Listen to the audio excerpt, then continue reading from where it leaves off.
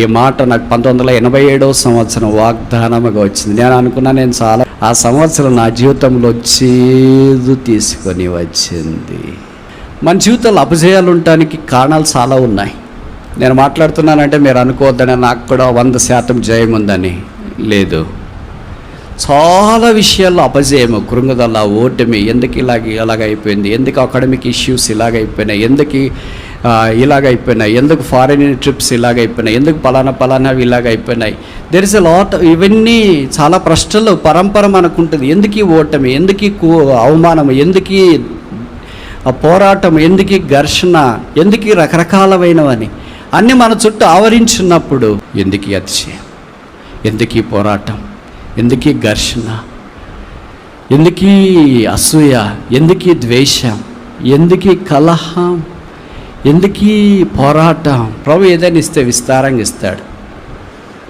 మామూలుగా లోకస్తులు ఇస్తే విచ్చలవిడిగా ఇవ్వచ్చు, విచ్చలవిడిగా ఖర్చు పెట్టచ్చు. చూస్తాం కదా. సాధారణంగా ఈ వాక్యము కొంతమంది ప్రామిస్ ఈ సంవత్సరం వచ్చిన వాళ్ళు కూడా ఇక్కడ కూర్చొని ఉంటారు. వాళ్ళు అనుకుంటూ ఉంటారు, పౌలు అపోస్తలులు కొరింథీలో ఉన్న దేవుని సంఘాన్ని జ్ఞాపకం చేసుకుని ఈ సంగతులన్నీ వివరణాత్మకంగా పొందుపరిచిన తీరు మనకు పరిచయం. 28వ వచనంలో ప్రతి మనుషుడు తను తాను పరీక్షించుకునే వలను అలాగూ చేయుట.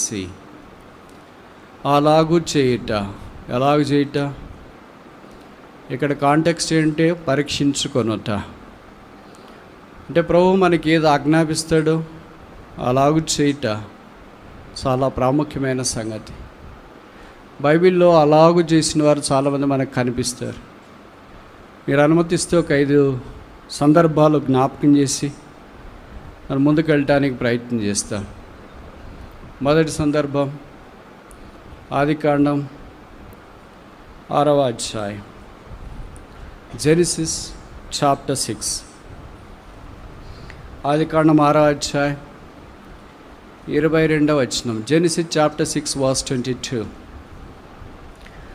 నోహో అట్లు బ్రాకెట్లో అలాగు చేసెను, దేవుడు అతనికి ఆజ్ఞాపించిన ప్రకారము యావత్తు చేసెను, బ్రాకెట్లో అలాగు చేసెను.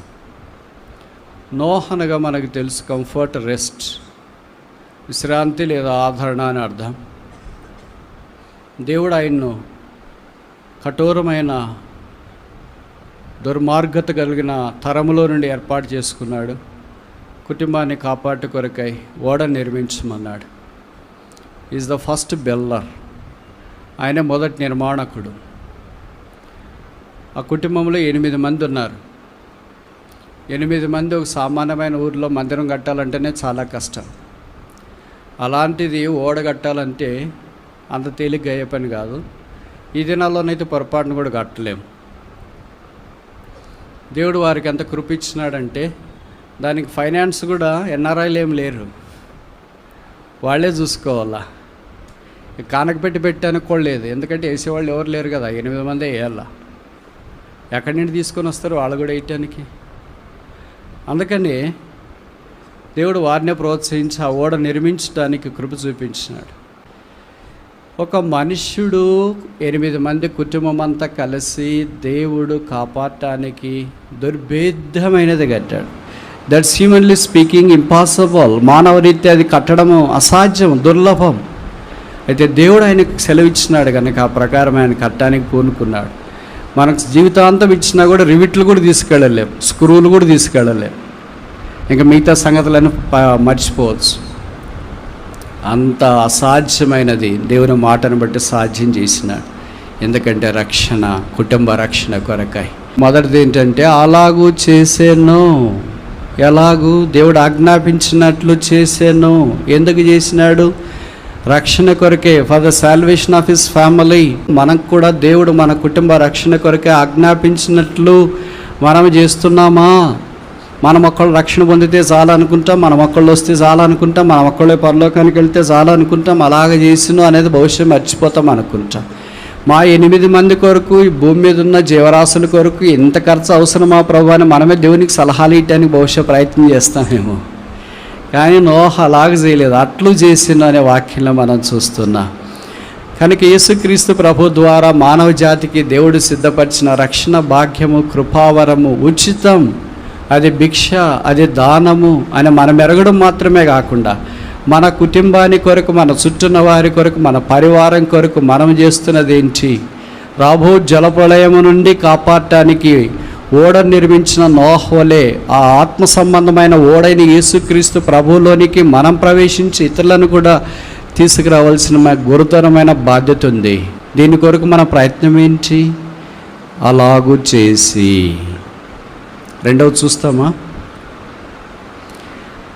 నిర్గమకాండం 40వ అధ్యాయం, ఎక్సడస్ చాప్టర్ 40. నిర్గమకాండం 40వ అధ్యాయం, ఎక్సడస్ చాప్టర్ 40 verse 16. నిర్గమ 40:16. మోషే ఆ ప్రకారము చేసెను, యెహోవా అతనికి ఆజ్ఞాపించిన వాటన్నింటినీ చేసెను, అలాగుననే చేసెను. మనం చూసుకునే అంశం ఏంటంటే అలాగూ చేసి. ఎలాగూ? దేవుడు నోహకు ఆజ్ఞాపించినట్లు నోహ చేశాడు రక్షణ కొరకు. దేవుడు మోషేకి ఆజ్ఞాపించినట్లు మోషే చేశాడు. ఇది కూడా చాలా కఠోరమైన సంగతే. బైబిల్లోని భక్తులు చేసింది, they have done the impossible things. They have done the impossible things. Doing a possible thing is a human effort. Doing the impossible thing is a God's hull. సాధారణమైనది మనం చేయగలిగింది మనం చేస్తే మనం చేసినట్లే. మనం చేయలేనిది మామూలుగా మనం అంటాం కదా, హ్యూమన్లీ స్పీకింగ్ దిట్స్ ఇంపాసిబుల్ అంటామే, అలాంటిది దేవుడు జరిగించినాడు. మీరు చూడండి, నిర్గమకాండంలో దేవుడు ప్రత్యక్ష గుడారాన్ని ఏర్పాటు చేశాడు కదా, దాని కొరకు అవసరమైన కొలతలన్నీ సిద్ధం చేయమన్నాడు కదా. 25:8 అన్నాడు దేవుడు, let them make May sanctuary that I may dwell among them. నేను వారి మధ్య నివసించినట్లు వారు నాకు ఒక పరిశుద్ధ స్థలమును నిర్మించవలను. అక్కడి నుండి ప్రతి కొలతలన్నీ ఇచ్చినాడు. ఒక చిన్న సవాల్ ఏంటంటే, కనీసం ఒక పేజీలో కొలతలన్నా మనం గుర్తుపెట్టుకొని చేసుకోగలమా? మీరు ఫోటో తీసుకోకుండా స్మార్ట్ ఫోన్లో. ఇప్పుడైతే మనం కట్టడానికి బ్లూ ప్రింట్, తర్వాత కొలతలు అన్నీ దగ్గర పెట్టుకున్నా కూడా కట్టిన వెంటనే కూలిపోతుంది, అది వేరే విషయం అనుకో. కానీ మోషేకి అలా కాదు. ఆది నుండి చివరి దాకా, వెల్లపట్టి ఆవరణం నుండి లోపల దాకా అన్ని కొలతలన్నీ ఎలా గుర్తుపెట్టుకున్నాడు, ఎలాగ రాసినాడు. హౌ పవర్ఫుల్ మ్యాథమెటిషియన్ ఈజ్ ఈ.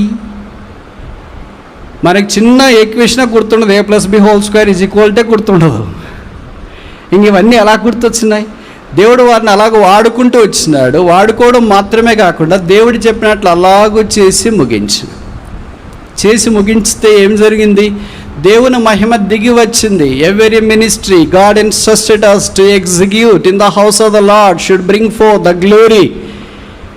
మనకు దేవుడు అప్పగించిన పరిచర్య మనం జరిగించినప్పుడు దేవునికి మహిమ తీసుకురావాలి. దేవునికి మహిమ తీసుకురాలేని పరిచర్య మనం చేస్తే దుర్లభం. దీన్ని యాంప్లిఫై చేస్తూ అపోస్తలుడైన పౌలు కొరింథీయులకు రాస్తూ 1:31 అన్నాడు, మీరు ఏమి చేసినానో, భోజనం చేసినా పానం చేసినా సమస్తము దేవుని మహిమ కొరకు చేయుడి. Do all things for the glory of the lord. మామూలుగా మనం ఏం చేస్తాము? Do all things for the glory of man, for glory of my self, glory of others.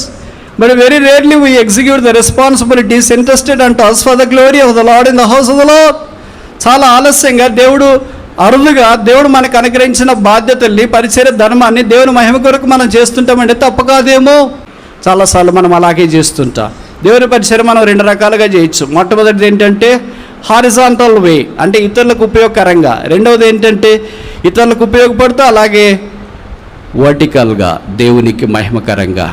మీకు ఒక చిరు ఉదాహరణ చెప్పడానికి ప్రయత్నం చేస్తా. ఆదికాండం 28వ అధ్యాయంలో యాకోబు బేతేల్లో రాత్రి పడుకొని ఉన్నప్పుడు ఒక నిచ్చెన వేయబడింది. దాని కొన ఆకాశం అంటింది, ఇంకొక కొన భూమిని తగిలింది. దేవదూతలు ఎక్కుచూ దిగుచూ ఉన్నారు. ఎందుకు ఎక్కచూ దిగుచూ ఉన్నారు? దిగుతూ ఎక్కుతూ ఉండొచ్చుగా. ఎప్పుడు దిగేశారు వాళ్ళు ఎక్కటానికి? ఎక్కటానికి? ఇలాగ అడిగితే ఒక దగ్గర చెప్పేశారు, బ్రదర్ ఆదికాండం మొదటి వచనంలోనే దిగేశారు వాళ్ళు. ఆ దిగేసిన వాళ్ళు ఇక్కడికి ఎందుకు వస్తారు? వాళ్ళు ఎక్కడో ఉంటారు, వేరే స్థలంలో. దేవుని మందిరంలోనికి వాళ్ళు రావడానికి ఏం లేదు. వాళ్ళకి దీనికి దేవుని మందిరానికి ఏం సంబంధం లేదు. హెబ్రీ పత్రికలో అపోస్తలుడైన పౌలు గ్రంథస్థం చేస్తున్న సంగతి ఏంటంటే, the angels desire to look into. దేవదూతలు ఆ పరిచర్య తొంగి చూడగోరుచున్నారు. దేవదూతలు మన మధ్యలోనే ఉన్నారు. 34వ కీర్తనలో మనం చూసాం కదా దూతల గురించిన సంగతి. కనుక దేవుని దూతలు, దేవుని మందిరం ఎక్కడుంటుందో అక్కడ వాళ్ళు ఉన్నారు. యెషయా గ్రంథం 6వ అధ్యాయంలో సెరుపులు ఉన్నారు కదా, ఎక్కడి నుండి దిగి వచ్చారు మరి వాళ్ళు అక్కడికి? Because it's house of the God, the existence of the cherubims are there. దేవుని మందిరం ఎక్కడుందో అక్కడ సెరూబులు ఉంటారు, దేవుని మందిరం ఎక్కడుందో అక్కడ దేవుని దూతలు ఉంటారు. దేవుని దూతలు పైకి ఎక్కుతూ కిందికి ఎందుకు దిగుతున్నారు? మరి పైకి ఎందుకు ఎక్కుతున్నారంటే మందిరంలో చేసే పని దేవునికి అంగీకారంగా ఉంటే ఆ ఫైల్ అంతా దేవుడి దగ్గరికి తీసుకెళ్తున్నారు అనమాట. దేవుడు ఆ ఫైల్ని అప్రూవ్ చేస్తే దానికి తగిన బహుమానాలు ఇస్తే మళ్ళీ దాని అంతటి కిందకి తీసుకొని వస్తున్నారు. This is the ministry of the angels using the ladder in the house of the Lord. దేవుని మందిరావరణములో దేవదూతలు ఎక్కుచూ దిగుచూ ఆ నిచ్చెన ఆధారం చేసుకుని చేసే పరిచర్య ఇది. మనం చేస్తున్న పరిచర్య దేవదూతలు దేవుని దగ్గరికి తీసుకొని వెళ్తున్నారా? దానికి తగిన ప్రతిఫలం తిరిగి దేవదూతలు పై నుండి తీసుకుని వచ్చి మన చేతుల్లో పోస్తున్నారా? క్రైస్తవ జనమా, మన పరిచర్య దేవుని దూతల దాకా వెళ్తుందా? నేను అనుకోవట్లేదు అలాగని. అందుకే దేవుని మందిరావరణంలో దేవుడు నిచ్చెన ఉంచుంటాడు, దేవదూతలు ఎక్కుచూ దిగుచుంటారు. మనం దేవదూతలకు పట్టింపు లేకుండా మనుషులనే పట్టించుకొని ఉంటాం. వాళ్ళకి వీళ్ళకి వీళ్ళకి వీళ్ళకి వీళ్ళకి వీళ్ళకి వాళ్ళకి ఉపయోగకరం ఏంటి ఇదే ఆలోచిస్తుంటాం. What about God's approval for our ministry? మన పరిచర్య కొరకై దేవుని యొక్క అంగీకారం ఏంటి? అదే జరగకపోతే ఏం జరుగుతుంది? మోషే దేవుడు చెప్పినట్లు చేయకపోతే ఏమవుతుంది? దేవుని మహిమ గుడారం మీదకి దిగి రాదు. 40వ అధ్యాయంలో చెప్పబడింది కదా, నిర్గమకాండంలో దేవుని మహిమ గుడారం మీదకి దిగి వస్తే ఇశ్రాయేలీయులందరూ చూసి సాగిలపడ్డారు. ఇది నన్ను మనం చేస్తున్న పరిచయంలో దేవుని మహిమ రాకపోతే దేవుని ప్రజలు ఆ మహిమను చూడలేరు, దేవుని గణపరచలేరు, దేవుని స్తుతించి ఆరాధించి హెచ్చించలేరు, దేవుని ప్రజలతో కలిసి ఏకముగా ముందుకు సాగిపోవటానికి రాలేరు. చేస్తున్నామంటే చేస్తున్నాం, వెళుతున్నామంటే వెళ్తున్నాం, మాట్లాడుతున్నామంటే మాట్లాడుతున్నాం, బోధిస్తున్నామంటే బోధిస్తున్నాం, పాడుతున్నామంటే పాడుతున్నాం, జరుగుతుందంటే జరుగుతున్నాం. Does it bring forth the glory unto the Lord? అది దేవునికి మహిమ తీసుకుని వస్తుందా? దేవదూతలు ఎక్కుచూ దిగుచూ ఉన్నారా? ఎక్కడ దేవదూతలు ఎక్కుచూ దిగుచూ ఉంటే ఆ మందిరం అంతా దేవుని మహిమతో నింపబడతా ఉంది. వ్యక్తిగతంగా, కుటుంబంగా, సంఘముగా ప్రభు దగ్గరికి వచ్చినప్పుడు మోషే వలె దేవుని మందిరాన్ని, దేవుని మహిమను తీసుకొని రావటం కొరకై దేవుడు చెప్పినట్లు అలాగూ చేసేను. మూడవది చూస్తామా? న్యాయాధిపతుల గ్రంథం 6వ అధ్యాయం 21. Judges chapter 6 verse 21. న్యాయాధిపతులు 6:21. అతడు అలాగూ చేయగా, అలాగూ చేసి, అలాగూ చేయగా యెహోవా దూత తన చేతనున్న కర్రను చాపి దాని కొనతో ఆ మాంసమును ఆ పొంగని భక్ష్యములను ముచ్చినప్పుడు అగ్ని ఆ రాతిలో నుండి వెడలి ఆ మాంసమును పొంగని భక్ష్యములను కాల్చివేసిను. అంతటి యెహోవా దూత అతడికి అదృశ్యమాయను. బైబిల్ పండితులు ఏమంటారంటే, యెహోవా దూత అని ఏకవచనం పాత నిబంధనలో కనిపిస్తే అది యేసుప్రభు వారికి సాదృశ్యమని. దూతలు అనే మాట బహువచనం ఉంటే అది మామూలుగా దూతలకు సంబంధించిన సంగతి అని. ఇక్కడ గిద్యోని యొక్క సంగతి మనకు తెలుసు. గిద్యోన్ అనగా వుడ్ కట్టర్, అంటే చెక్కనే కత్తిరించేవాడు. చాలా బలమైన వాడే, దేవుని చేత ఏర్పాటు చేసుకున్నవాడే, మనష్య గోత్రికుడు, ఎన్నికలేని గోత్రమని. మిద్యానీయులు శత్రువులు వారి మీద దాడి చేయటానికి సిద్ధంగా ఉంటే దేవుని దూత గిద్యోన్ దగ్గరికి వచ్చినాడు. పరాక్రమ గల బలాఢ్యుడు యెహోవా నీకు తోడై ఉన్నాడు. అప్పుడు గిద్యోనికి అనుమానం వచ్చిందంటే, యెహోవా నాకు తోడై ఉంటే గానకసాటిని ఎందుకు నేను గోధుమ తుల్లగొట్టుకోవటానికి ఇలాగుంటాను? అలాగున్నావు కనుకనే దేవుని వాక్యం వచ్చింది. సాధారణంగా ఈ వాక్యము కొంతమంది ప్రామిస్ ఈ సంవత్సరం వచ్చిన వాళ్ళు కూడా ఇక్కడ కూర్చొని ఉంటారు. వాళ్ళు అనుకుంటూ ఉంటారు, ఏంటి పరాక్రమం గల బలాఢ్యుడని యెహోవా మనం అలాగే అనుకుంటా ఉన్నాము అంటే దాక్కునే పరిస్థితిలోనికి దేవుడు తీసుకుని వచ్చినాడు ఏంటి అని. అలాగుంటేనే కదా తెలుస్తుంది ఎంత పరాక్రమం ఉందో ఏం కథ అని. అప్పుడు దేవుడు బయటికి తీసుకుని వచ్చి మిద్యానీయుల మీద నువ్వు జయం పొందటి కొరకే, లేదా ఇశ్రాయేలు జయం పొందటి కొరకే దేవుడు నేను వాడుకుంటున్నాడంటే నేనేంటి వాడబడ్డం ఏంటి అంటే ఈ కంటెంట్ హోల్ ఏంటంటే గిద్యోన్ ఏమంటున్నాడంటే, I am not merited to fight for the people of Israel. ఇశ్రాయేలు పక్షంగా పోరాటానికి నేను సరైన వ్యక్తిని కాదు, మా గోత్రము సరైనది కాదు, నా తలాంతులన్నీ సరైనవి కాదు. ఒకవేళ నేను అంత పరాక్రమం కలిగిన వాడిని అయితే గోధుమలు గానక చాటుని నేను ఎందుకు దుల్లగొట్టుకుంటా? కనుక బహుశా నువ్వు రాంగ్ పర్సన్ దగ్గరికి వచ్చినావేమో, రైట్ టైంలో వచ్చినావు కానీ రాంగ్ పర్సన్ దగ్గరికి వచ్చినావు, రైట్ మెసేజ్తో వచ్చినావు కానీ రాంగ్ పర్సన్ దగ్గరికి వచ్చినావు, రైట్ మెసేజ్తో వచ్చినావు కానీ బహుశా రాంగ్ టైంలో వచ్చినవేమో అన్నట్లుగా గిద్యోను మాట్లాడుతున్నాడు. అప్పుడు దేవుడు గిద్యోన్తో మాట్లాడడం మరలా ఆరంభిస్తే గిద్యోను ఒక సూచన పెట్టినాడు. ఆ సూచనలో ఇక్కడ మనకు చెప్పబడింది ఏంటంటే అతడు అలాగు చేయగా. ప్రభు అనేక సందర్భాల్లో మనల్ని కొన్ని బలమైన పనుల కొరకు వాడుకోవాలని కోరుకుంటున్నప్పుడు మనం ఆ పనికి యోగ్యులం కాదని మనం అనుకుంటా. అలాగూ చేసిన గిద్యోను దేవుని మాటను బట్టి చేసినాడు, అందుకే సక్సెస్, విజయం వచ్చింది. మన జీవితంలో అపజయాలు ఉండటానికి కారణాలు చాలా ఉన్నాయి. నేను మాట్లాడుతున్నానంటే మీరు అనుకోవద్దని, నాకు కూడా 100% జయం ఉందని లేదు. చాలా విషయాల్లో అపజయము, కృంగుదల, ఓటమి, ఎందుకు ఇలాగైపోయింది, ఎందుకు అకాడమిక్ ఇష్యూస్ ఇలాగైపోయినాయి, ఎందుకు ఇలాగైపోయినాయి, ఎందుకు ఫారిన్ ట్రిప్స్ ఇలాగైపోయినాయి, ఎందుకు పలానావి ఇలాగైపోయినాయి. There is a lot. ఇవన్నీ చాలా ప్రశ్నలు పరంపర మనకుంటుంది. ఎందుకు ఈ ఓటమి, ఎందుకు అవమానం, ఎందుకు పోరాటం, ఎందుకు ఘర్షణ, ఎందుకు రకరకాలమైనవని అన్నీ మన చుట్టూ ఆవరించున్నప్పుడు ఏం చేయాలో దిక్కుదోచినప్పుడు దేవుని వాక్యం మన దగ్గరికి వస్తుంది. పరాక్రమ గల బలాఢ్యుడా యెహోవా నీకు తోడయ్యున్నాడో. ఈ మాట నాకు 1987వ సంవత్సరం వాగ్దానముగా వచ్చింది. నేను అనుకున్నా నేను చాలా పరాక్రమ గల బలాఢ్యుడని. ఆ సంవత్సరం నా జీవితంలో చేదు తీసుకొని వచ్చింది. అయితే ప్రభుకు స్తోత్రాల్లో ultimate victory is Jesus Christ. పరాకాష్ట విజయశాలి యేసుక్రీస్తు ప్రభువే. ఆయన విజయ భూమి మీద నిలబడి ఉన్నాడు కనుక అపజయం పొందుతున్న మనం కూడా విజయ భూమి మీదకి రావాలనే దేవుని యొక్క ఉద్దేశం. మన విజయం యేసుక్రీస్తు ప్రభువే. మన వైపు మనం చూసుకున్నప్పుడు మీలో చాలామంది పోటీ పరీక్షలకు రాసేవాళ్ళు, కుటుంబాలు, ఉద్యోగాలు, రకరకాల వాళ్ళు ఉంటారు కదా. నా జీవితంలో 1% కూడా అపజయం లేదు అని అనుకుంటే it's a blunder. It is a total naked hypocrisy.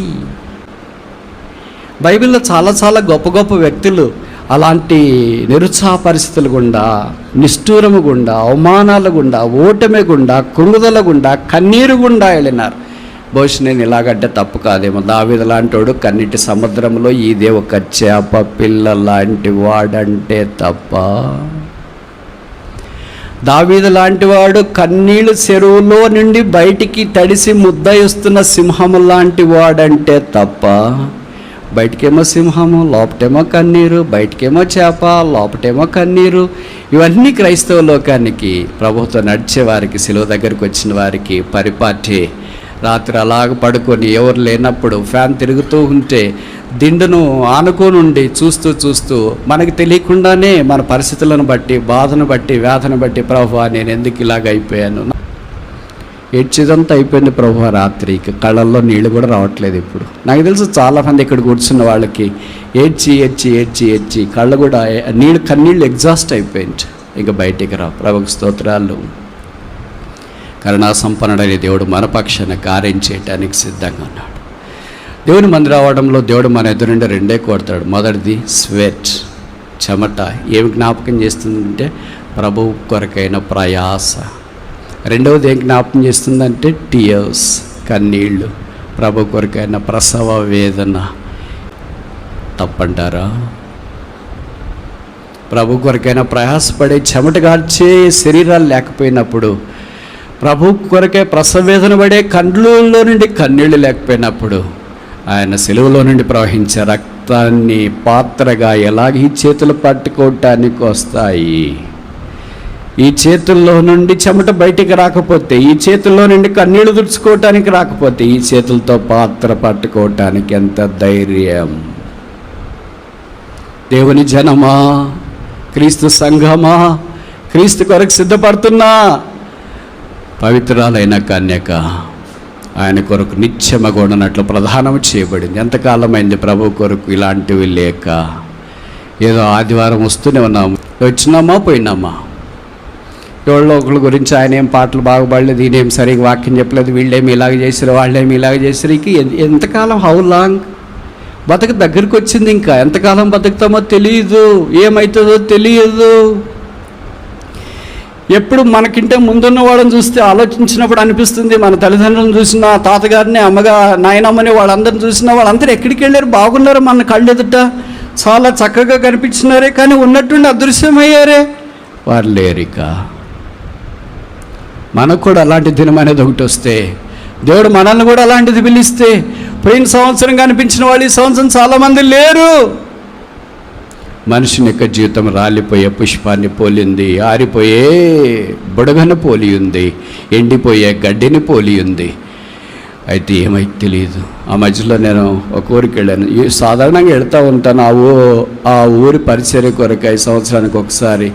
పోయినసారి వెళ్ళినప్పుడు కొంతమంది సిస్టర్స్ టేబుల్ దగ్గర భోజనం వడ్డించినారు, మాతో పాటు ఒక 5-6 మంది బ్రదర్స్కి. ఈసారి వెళ్ళినప్పుడు వాళ్ళకి కనిపించలేదు. పలానా సిస్టర్ వాళ్ళు ఏమయ్యారు అని అంటే, ఆమెకి ఇంకా పెళ్లి కాలేదు, మిగతా వాళ్ళకి పెళ్ళి అయింది, ఆమె డాక్టర్. ఆమె లేదు బ్రదర్ అన్నారు. షాక్. ఏమైందంటే 3 నెలల్లో చనిపోయింది. ఎవరైనా ఊహిస్తామా? ఒక డాక్టరు 3 నెలల్లోనే రాని జబ్బు వచ్చింది, గుర్తుపట్టి డయాగ్నోస్ చేసి అది ఇది అనేటప్పటికి వెళ్ళిపోయింది. ఇక లేదు. జరిగిన సంగతి ఇప్పుడు ఏంటంటే, ప్రార్థన చేయడానికి ఒక స్త్రీని తీసుకొని వచ్చినారు. బ్రదర్, ఈమె కొరకు ప్రార్థన చేయండి అని. ఎవరు ఈమె అంటే, ఆ చనిపోయిన సిస్టర్ వాళ్ళ అమ్మ. ఆమె జీవాత్సవములా ఉంది, నిలబడలేకపోతుంది. నా కూతురుని దేవుడు తీసుకున్నాడు, ప్రార్థన చేయండి బ్రదర్ అని చెప్పడానికి కూడా తనలో స్వరం రాలేకపోతుంది. మనిషిని యొక్క జీవితం అల్పం, తృణప్రాయం. ఎందుకీ అతిశయం, ఎందుకీ పోరాటం, ఎందుకీ ఘర్షణ, ఎందుకీ అసూయ, ఎందుకీ ద్వేషం, ఎందుకీ కలహం, ఎందుకీ పోరాటం? ఈ గిద్యోను వలె ప్రభువు చెప్పినట్లు చేసి ప్రభు పరిచర్య కొరకు ముందుకు సాగి వెళ్ళాలని కోరబడుతూ ఉన్నాం. అలాగూ చేసి 4వ చూస్తామా? యెషయా గ్రంథం 20వ అధ్యాయం, book of Isaiah chapter 20 verse 2. యెషయా 22వ వచనం. ఆ కాలమున యెహోవా ఆమోజు కుమారుడైన యెషయా ద్వారా ఇలాగ సెలవిచ్చును, నీవు పోయి నీ నడుం మీద గోనెపట్టు విప్పి నీ పాదం నుండి జోళ్ళు తీసివేయము. అతడు అలాగూ చేసి దిగంబరి అయి జోళ్ళు లేక నడుచుండగా. ఇప్పటిదాకా చేసేవన్నీ చేయొచ్చు, కానీ చేయడం చాలా కష్టం. యెషయాకున్న 5 ప్రాముఖ్యమైన యూనిక్నెస్ ఏంటంటే, Isaiah is a prophet that flows royal blood. రాజవంశం యూదా గోత్రము నుండి వచ్చినవాడు, రాజ రక్తం ఆయనలో ప్రవహిస్తుంది, ఆయన ప్రవక్త. 2వది, కాల్చబడిన పెదాలు. Is the only prophet who has a smitten lips. కాల్చబడిన, సర్కంసైజ్ లిప్స్, ఇంకొక భాషలో చెప్పాలంటే కాల్చబడిన పెదాలు కలిగిన వాడు. 3వది, is the prophet that starts his ministry in the house of the Lord. 6వ అధ్యాయం ప్రకారం దేవుని మందిరావరణంలో నుండి తన పరిచర్యను ఆరంభించడానికి దేవుని ద్వారా పంపించబడిన వ్యక్తి. 4వది, ఈజ్ ద ప్రాఫెట్, ఇది ఇక్కడ రాసినారు, who walked with bare foots and bare body for about 3 years. 3 సంవత్సరాలు వస్త్రాలు లేకుండా, కాళ్ళకు చెప్పులు లేకుండా నడిచి వాక్యం ప్రకటించిన వ్యక్తి. 5వది, ఆఖరిది, ఆయన యేసుప్రభు యొక్క పుట్టుకను గురించి రాజ్యము దాకా విస్తృతంగా సంగతులన్నీ 66 అధ్యాయాల్లో గ్రంథస్థం చేసిన ప్రవక్త. సరే, 20వ అధ్యాయం గురించి నేను అంత వివరంగా చెప్పదలుచుకోలేదు. బట్ ఇక్కడ ఒక్క విషయం చెప్పాలంటే, సెల్ఫ్ డినయల్. ప్రభు చెప్పిన దానికి ఇదివరకైనా మనకి చెప్పినాడు అనుకో, నేనైతే పొరపాటును కూడా చేయను. నాకు తెలిసి మనం ఎవరు చేస్తామని కూడా అనుకో చెప్పొచ్చు. కానీ ఏంటి ప్రభు మరి ఇంత టూ మచ్చా? ఇది కాళ్ళకి చెప్పులు లేకుండా తిరగమంటే తిరగొచ్చు, కానీ మరి శరీరానికే బట్టలు లేకుండా తిరగమంటే అలాగే తిరుగుతాను. చూసిన వాళ్ళు అంతా ఏమనుకుంటారు? అసలు ఇంక మనం ఎంత భక్తుడు అనుకుంటారో. ఇప్పటిదాకా ఇంత భక్తుడు, క్రైస్తవుడు, ఆరాధన ప్రార్థన చేస్తాడు అనుకున్నాను. ఇప్పటి నుండి ఇంక ఉన్న మర్యాద కూడా తీసేస్తారు వాళ్ళు అని అనుకుంటా. కానీ యెషయా దేవుని మాటకు విధేయత చూపి, how tough it is to show obedience to the things like this. అంటే ఇలాంటివి మనకు కూడా దేవుడు చేయమని చెప్తాడని కాదు. దీని అర్థం ఏంటంటే సెల్ఫ్ డినయల్. మనకు కూడా అనవసరమైంది తీసేసుకోండి, అవసరమైందే ఉంచుకోండి అని అంటే మనమేమనుకుంటాం? ఎవరికైనా అలాగే చెప్పామనుకోండి, బైబిల్ ఎక్కడ రాశారు బ్రదర్ చూయించండి అంటారు. బైబిల్ ఎక్కడ రాయించారు చూయించండి అంటే అర్థం ఏంటంటే వాళ్ళు ఇంకా క్రైస్తవం దృష్టికి, శిలువ దృష్టికి, బైబిల్ యొక్క దృష్టికి రాలేదు అని అర్థం. వేరే వారికి చాలా ఇబ్బందికరంగా అది కనిపిస్తుంది. అంటే ఒకళ్ళుగా చాలామందికి కనిపిస్తుందిగా. యెషయా అలాగూ చేసాను.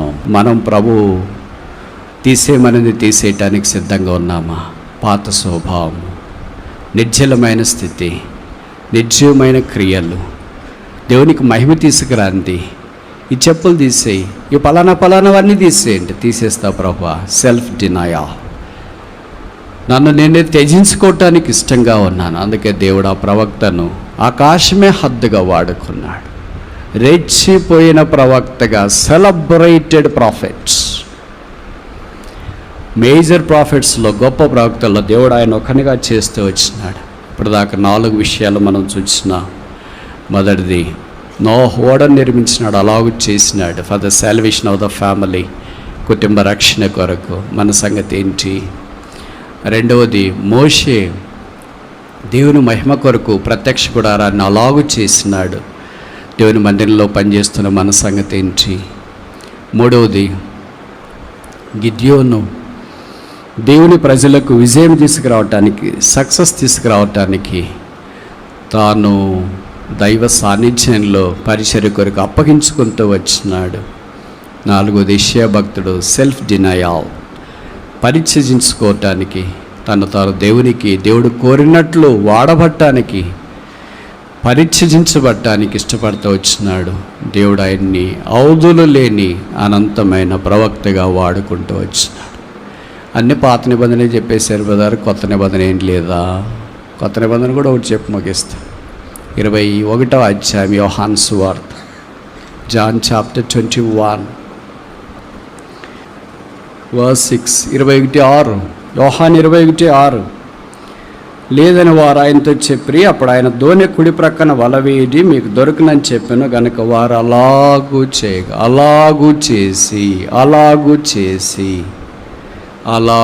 చేసి ఆ రొట్టెని తిని ఆ పాత్రలోని త్రాగవాలి. ఎలాగ చేయాలా? నోహ చేసినట్ల రక్షణ కొరకు చేయాలా? ఎలాగ చేయాలా? మోషే చేసినట్లు దేవుని మహిమ కొరకు చేయాలా? ఎలాగ చేయాలా? గిద్యోను చేసినట్లు దేవుని ప్రజల విజయం కొరకు చేయాలా? ఎలాగ చేయాలా? యెషయా చేసినట్లు ఇశ్రాయేలీలకు వాక్యాన్ని ప్రబోధించే పరిచయం చేయాలి. ఎలాగ చేయాలా? శిష్యులు చేపలు పట్టడానికి అలాగూ చేసి, చేపలు పట్టడము సోల్ విన్నింగ్, ఆత్మల రక్షణ కొరకై 153 చేపలు పట్టారు. ప్రభు ఏదైనా ఇస్తే విస్తారంగా ఇస్తాడు. మామూలుగా లోకస్తులు ఇస్తే విచ్చలవిడికి ఇవ్వచ్చు, విచ్చలవిడిగా ఖర్చు పెట్టచ్చు. చూస్తాం కదా, లోకస్తులు ఇచ్చేది, బహుశా నేతలు ఇచ్చేది విచ్చలవిడికి ఇవ్వచ్చు, కానీ ప్రభు విస్తారంగా ఇస్తాడు. విచ్చలవిడికి విస్తారానికి చాలా తేడా ఉంది. ఈ శిష్యులు 7 మంది అప్పటిదాకా ఏం చేపలు పట్టలేదు. ప్రభు చెప్పినట్లు కుడివైపున వల వేస్తే విస్తారం చేపలు పట్టిన 153 పడినాయి. 7 మందికి 153 ఎక్కువ తక్కువ? 153 అంటే బుల్లి చేపలు కాదు, ఇలాంటివి కాదు, పెద్ద చేపలు. కనీసం ఒక చేప 5 కేజీలు ఉంటుందని అనుకోండి. 153 చేపలు 7 మందికి టూ మచ్. ఒకళ్ళకి కనీసం 20 పైనే చేపలు వస్తాయి, ఒకళ్ళకి 20 పైనే వస్తే ఒక్కొక్క చేప 5 కేజీలు బరువు ఉంటే 20 × 5 దాదాపు 100 కేజీలు చేపలు ఇంటికి తీసుకెళ్తే భార్య సంబరానికి అంబరమే లేదు. రోజు చేపలు పట్టడానికి పోండి, ఇంట్లో లేకపోయినా పర్లేదు. అరే సువార్త ఉంది, పరిచయం ఉంది, ఆదివారం పర్లేదులే, ఇంట్లోనే ఆరాధన చేసుకుంటాను, లైవ్ స్ట్రీమ్ వస్తుంది కదా. కావాలంటే మీకు నేను మెసేజ్లు రికార్డ్ చేసి షార్ట్లు, స్నాప్షీట్లు అన్నీ మీకు పంపిస్తాను. మీరు అక్కడ కూడా చూడవచ్చు. చేపలు పట్టి రోజు ఇంత మాత్రం తీసుకురండి. 100 కేజీలు చేపలు తీసుకుని వస్తే కేజీ చేపలు బహుశా 200 రూపాయలు, 300 రూపాయలు అయితే 100 కేజీలు చేపలు ఎన్ని? అబ్బాయి ఎవరు దొరికారండి మీకు? నాకే కాదమ్మా, మీకు ఒక్కడికే దొరికింది, నాకే కాదు, నా తల్లిలు వాళ్ళందరూ కూడా, వాళ్ళకు కూడా నా 7 మందికి అందరికీ నా ప్రభు ఎంత విస్తారంగా ఇస్తాడు మనిషికి. ప్రభు ఏది ఇచ్చినా విస్తారంగా ఇస్తాడు. అందుకనే వారు అలాగూ చేస్తే విస్తారంగా వస్తుంది. మనం అలాగ చేయట్లేదేమో, అందుకే అంతకుముందు వాళ్ళు అలాగ చేయలేదు. రాత్రి అంతా ప్రయాసపడ్డారు, ఒక్క చేప కూడా సచ్చింది కూడా దొరకలే వాళ్ళకి, పిల్ల చేప కూడా దొరకలే, ఎండ గడ్డి కూడా దొరకలే, పోనీ కనీసం బొగ్గులు గిగ్గులు లాంటివి దొరుకుతూ ఉంటాయి, అవి కూడా దొరకలేదు. అనవసరమైన మైక్రోప్లాస్టిక్ లాంటివి దొరుకుతాయి, అవి కూడా దొరకలేదు. దే గాట్ నథింగ్, వారికి ఏమీయో దొరకలేదు. అలాగూ చేసి ఇప్పుడు ఈ చెప్పిన 5 వాటిలో మనము ఎక్కడి దాకా వచ్చినాం? మొదటిదే, రెండవదే, మూడవదే, నాలుగవదే, ఐదవదే? మీరు జవాబు చెప్తారో నేను చెప్పాలా? చెప్పరు కదా, నేనే చెప్తా. 6వది, పైవేవి కావు. మనకి అస్సలు సింక్ కాదు ఇది. మనం చేసేదానికి ఎక్కడ సింక్ అవుతుంది? నోహ వల్ల ఇతరుల రక్షణ కొరకు మోషే వలె దేవుని మహిమ కొరకు, గిద్యోని వలె దేవుని ప్రజల విజయం కొరకు. ఆ తర్వాత 4వది దేవుని యొక్క వాక్యంలో వ్రాయబడినట్లు కరుణా సంపన్నుడైన దేవుడు వారిని కాపాడి భద్రపరిచి యెషయా వలె దేవుని ప్రజల కొరకై సెల్ఫ్ డినయల్, స్వచిత్తాన్ని, స్వలాభాన్ని, స్వయాన్ని త్యజించడానికి 5వది ఆఖరిది ఆత్మల రక్షణ కొరకై ప్రయాసపడేది. మరి 5 సంగతి మన దగ్గర ఏమీ లేవు కదా. కనుక నాకు తెలిసి 1 నుండి 5 దాకా మనకి ఏది లేదు. 6వ జవాబు పైవేవియు కావు. మరి ఇప్పుడు ఏం చేయాలా? యేసు శిలువ రక్తమే ఆధారం. మనల్ని ప్రేమించి ఆయనే మనకు రక్షణకర్తగా శిలువ మీదకి వెళ్ళాడు. మనల్ని ప్రేమించి ఆయనే దేవుని మహిమగా శిలువ మీదకి వెళ్ళాడు. మనల్ని ప్రేమించి ఆయనే దేవుని ప్రజలకు విజయమిచ్చుట కొరకే శిలువ మీదకి వెళ్ళాడు. ఆయనే పరలోహో నోవా, పరలోకపు మోషే కంటే గొప్పవాడు. ఆయనే పరలోకపు గిద్యోను, ఆయనే పరలోకపు యెషయా అయితే 3 సంవత్సరాలే.